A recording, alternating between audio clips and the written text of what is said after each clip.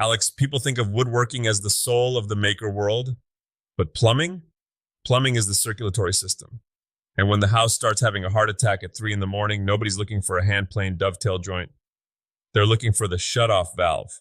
Is this your way of telling me why there's a bucket of gray water and 3 different types of wrenches sitting under the studio sink right now?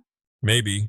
I was trying to swap a washer and ended up in a wrestling match with a shut-off valve that hasn't moved since the Nixon administration. It's a special kind of helplessness when the water is winning and you're just standing there with a towel that's already surrendered.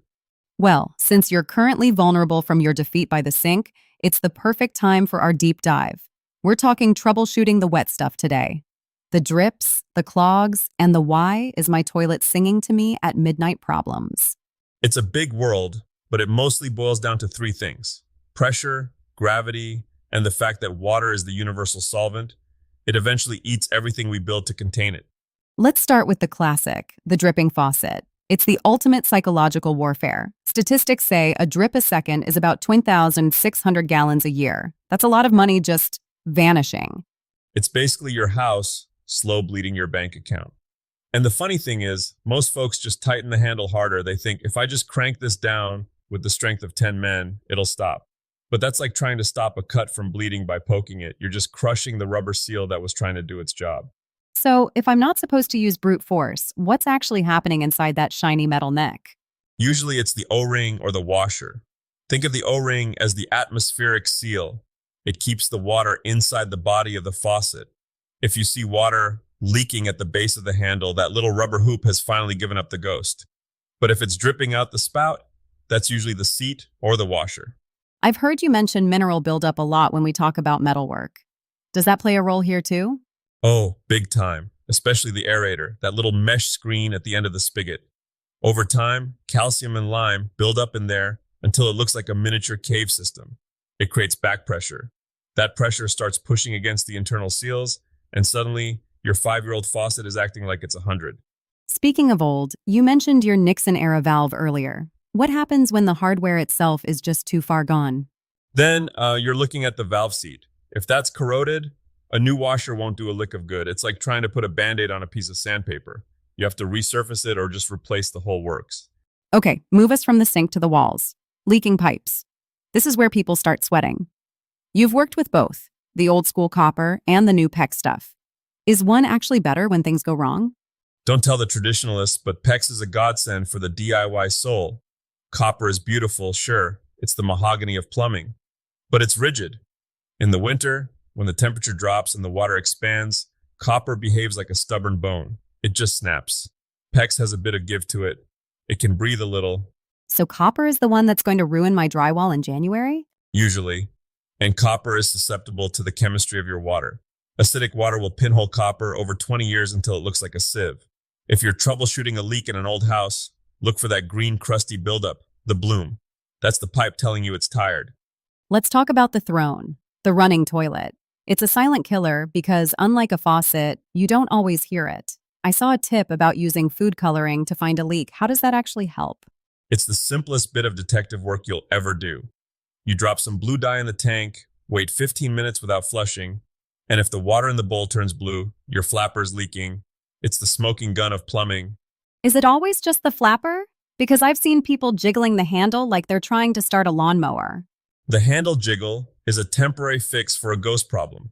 Usually the chain is too long and getting caught under the seal, or the fill valve float is set too high.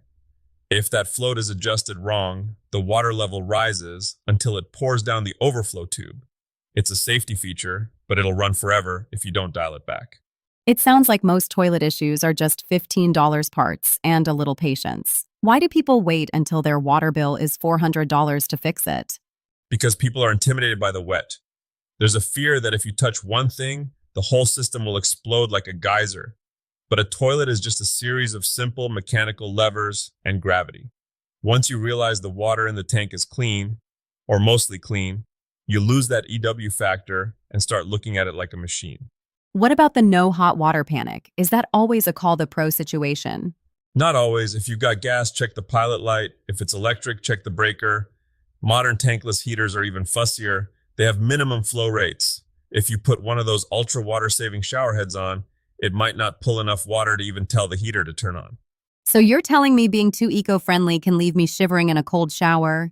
Exactly, it's a delicate balance. And if you're in a cold climate, the condensation drain line on those high efficiency units can freeze shut. If the water can't get out, the heater won't start. It's usually just a matter of thawing a little plastic pipe outside. We can't talk plumbing without clogs. The kitchen sink is basically a graveyard for everything we shouldn't have put down the disposal. Grease, coffee grounds. What's the worst thing you've pulled out of a drain? Children's toys are a classic, but the silent assassin is actually grease. People think if they run the hot water while they pour the bacon fat down, it's fine. All you're doing is giving that grease a luxury escort further down the pipe before it cools off and turns into a brick of wax.